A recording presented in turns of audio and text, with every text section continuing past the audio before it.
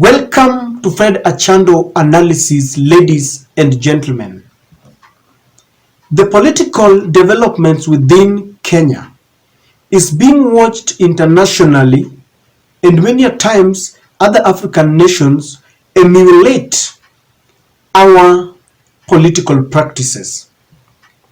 In 2007, after the wrangle between Raila Odinga and the former president Mwai Kibaki, Kenya formed for the first time a grand coalition where Kibaki and Raila shared power.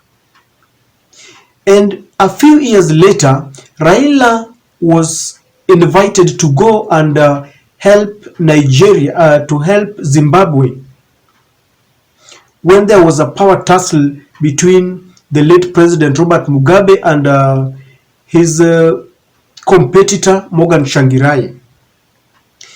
And in 2017, when for the very first time a judge with the heart of a lion defied the intimidation and threats from a ruling party and ruled to nullify an election, the whole world watched in shock.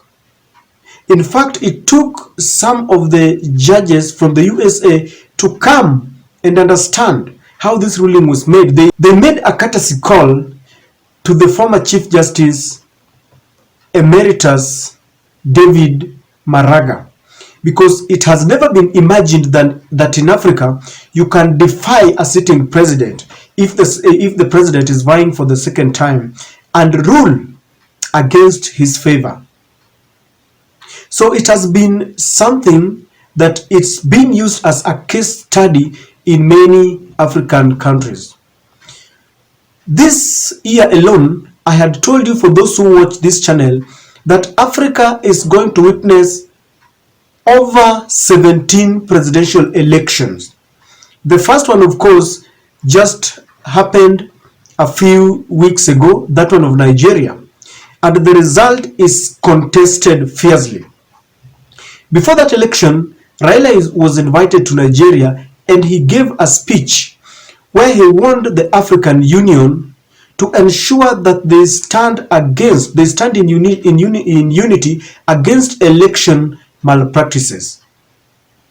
Raila seems to be setting a pace in Africa, and it is taking shape. I want you to see what Ahmed Nasir, the city lawyer, is saying after the Nigerian elections.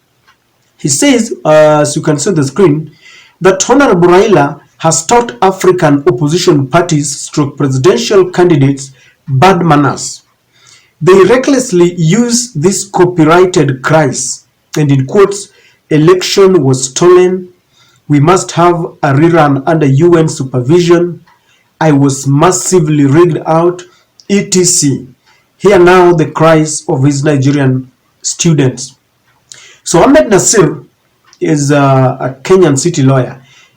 After the Nigerian elections, the presidential candidates like Peter Obi ganged up and they were contesting the election results.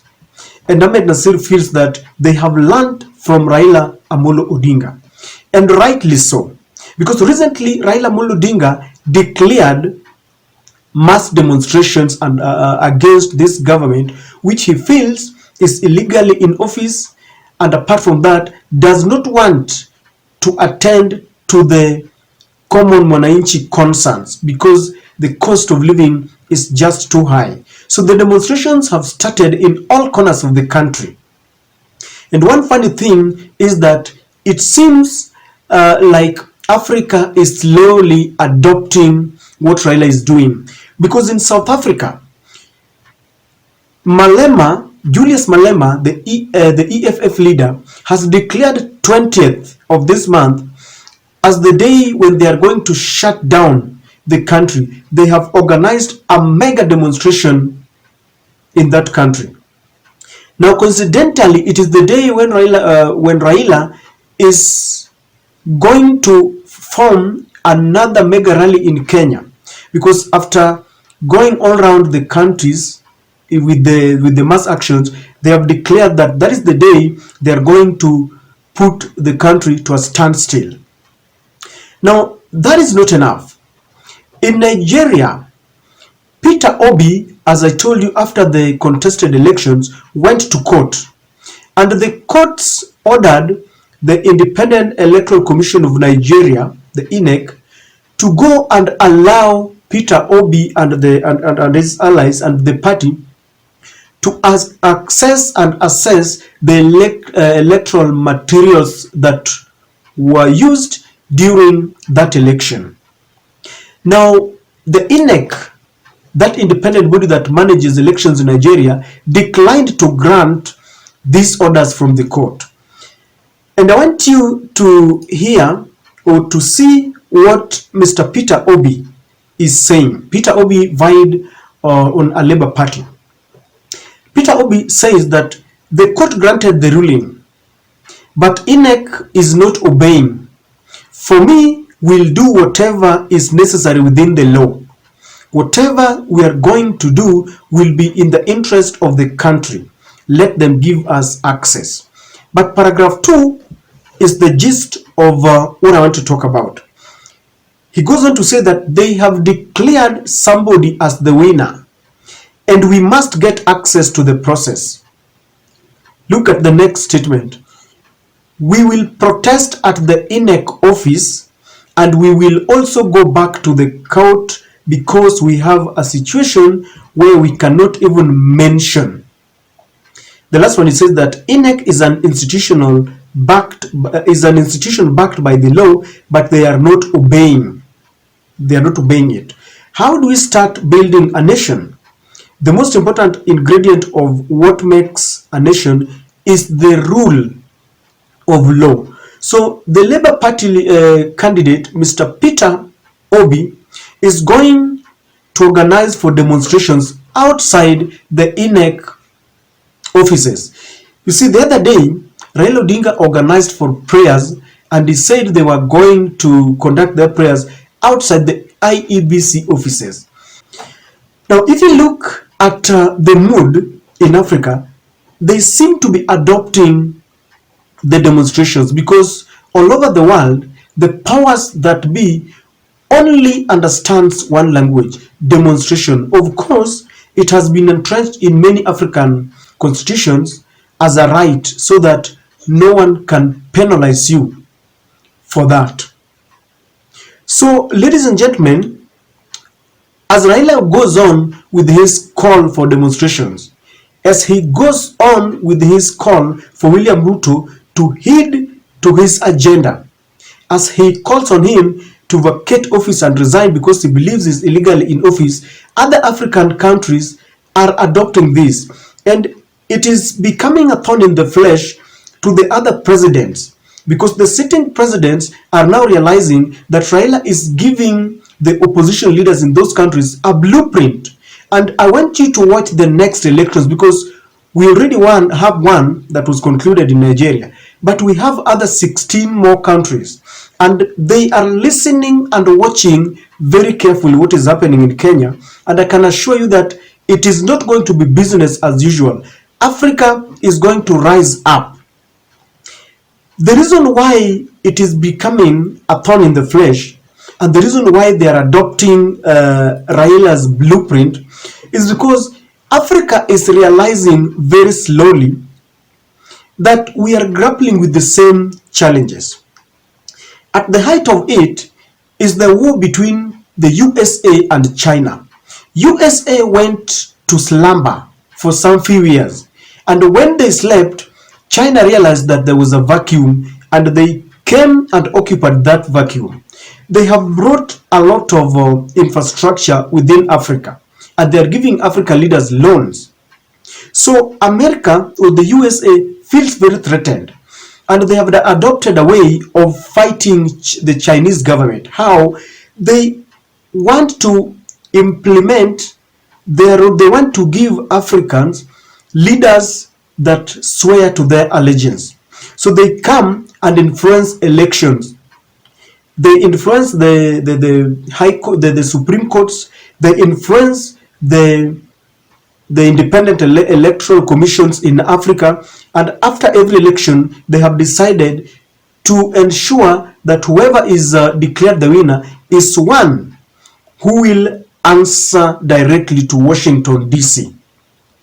Whoever does not dance to their tune does not get to be re-elected. And so Africa realizes that we have a body of presidents that are reporting, instead of reporting to their countries, they are reporting to the Washington, D.C. And this is why you can see, if you're an African, in most of our countries, there is an LGBTQ law that is either coming directly or through the back door. In Kenya, where our president says that he's a prayerful man, he's a man of God, they allowed our courts to declare that the LGBTQ body or fraternity have got the rights of association. And this really attracted a lot of sharp reaction. It was discussed in parliament. The GMO, genetically modified organism, is another one that is being forced on Africans. So the US government, together with the Britain and the NATO group, have decided to force their presidents on Africans. So Africans are realizing that we need to rise up, because this is neocolonialism. Africans fought the military power of the colonial master and we chased them away. But they are now coming back using our same leaders. And Africa is also realizing that there is another common practice where the bodies which are supposed to be very sacred and independent, the bodies that manage elections, are always captured by the powers that be. If there is any president who is running for the second time, or they've got their project who they want to be elected, they first ensure that they either capture in a way of buying the loyalty of the independent electoral commissions in Africa, or they intimidate them to announce the person they want to be in power. This is the same thing that Peter Obi is grappling with there, and it is the same thing that Kenya is grappling with here.